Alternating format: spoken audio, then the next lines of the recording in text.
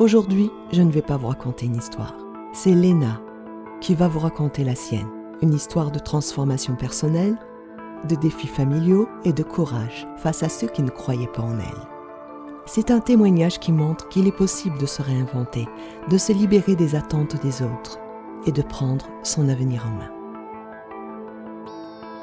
Je m'appelle Léna et pendant longtemps, j'ai été considérée comme une personne fragile dans ma famille. Je suis la deuxième de 3 sœurs et c'est comme si j'étais celle qui avait toujours besoin d'être protégée. Mais en réalité, ce n'était qu'une surface qu'ils voyaient. Ils ne percevaient pas ma vraie force intérieure, celle que j'avais toujours en moi, mais que je n'avais pas encore eu l'occasion de révéler. J'ai commencé à prendre des cours, à me former, à me fixer des objectifs. Peu à peu, j'ai obtenu des diplômes et j'ai vu ma vie changer. C'était incroyable. Mais à chaque étape, quelque chose a évolué que je n'avais pas prévu. Mes proches ont commencé à me regarder différemment. Au début, c'était des petites remarques, des phrases sarcastiques. Je sentais qu'on me voyait moins comme un membre de la famille à protéger, mais plutôt comme une étrangère, une personne qui avait évolué et qui ne rentrait plus dans le cadre qu'ils avaient de moi. Le pire de tout, c'est que voyant qu'elles ne pouvaient plus avoir d'emprise sur moi, mes sœurs ont préféré m'ignorer. Cela m'a bien attristée car c'est bien dommage pour une sœur. Mais je n'ai pas à subir le mépris des personnes qui n'ont pas voulu évoluer. Toutes les deux sont mariées, avec 3 enfants et un foyer qu'elles ont choisi de fonder. Leurs maris ont de l'argent, un bon travail et avaient même proposé à leurs femmes de travailler avec eux dans leur entreprise.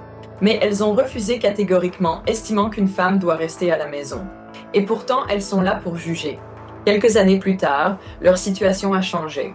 Elles ont divorcé car leurs maris se sont retrouvés ruinés. Sans diplôme et sans expérience professionnelle, elles n'ont pas pu se relever. Les pensions alimentaires ne suffisaient pas et elles ont dû faire face à des difficultés auxquelles elles ne s'étaient pas préparées. Ce choix de rester à la maison, qu'elles pensaient être le plus sage à l'époque, a fini par avoir des conséquences qu'elles n'avaient pas anticipées. Pourtant, malgré tout cela, elles continuent de penser qu'une femme doit rester à la maison, même si leur réalité leur prouve le contraire. Je tiens à dire que parmi les 3 sœurs, je suis celle qui a toujours eu cette soif d'apprendre et de m'élever. Si mes sœurs ont pris un autre chemin, c'est moi qui ai décidé de briser cette image de faiblesse et d'ouvrir les portes de mon avenir. Aujourd'hui, je suis cadre supérieur d'une entreprise que je gère moi-même. J'ai 10 employés avec lesquels je m'entends très bien. Je respecte leur équilibre de vie, je leur accorde du temps libre et je veille à ce qu'ils s'épanouissent au travail. J'ai construit mon entreprise à partir de zéro, en prenant des risques calculés, en appliquant ce que j'avais appris et en restant fidèle à mes valeurs. Elles pensent que je ne suis pas assez bien pour elles, que mon parcours ne correspond pas à ce qu'elles avaient imaginé pour moi. Pourtant, je suis fière de ce que je suis devenue et de ce que j'ai accompli. Je ne suis plus celle qu'elles avaient l'habitude de protéger.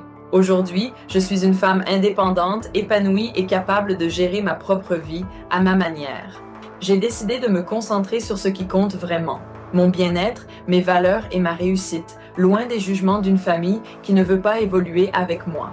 J'ai appris à m'entourer de personnes qui me soutiennent, qui croient en moi et qui ne me jugent pas en fonction de mes choix de vie, mais en fonction de mes actions et de mes résultats.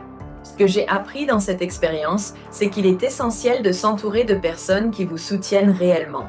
Des personnes qui croient en vous, qui vous encouragent, même si elles ne sont pas de votre famille. Et surtout, ne laissez pas les regards des autres vous détourner de vos objectifs. Si vous traversez une situation similaire, je vous encourage à garder la tête haute. La route n'est pas toujours facile, mais vous êtes le seul à savoir ce que vous méritez. Votre évolution est votre victoire, et elle n'a besoin de l'approbation de personne, sauf la vôtre. Ne laissez personne limiter vos ambitions. Nous sommes tous égaux et vous méritez d'atteindre vos rêves. Merci d'avoir écouté mon histoire. Si vous aussi vous ressentez ce besoin de changement, n'ayez pas peur d'avancer, même si cela bouscule l'équilibre autour de vous. Parce qu'au final, l'évolution ne dépend que de vous.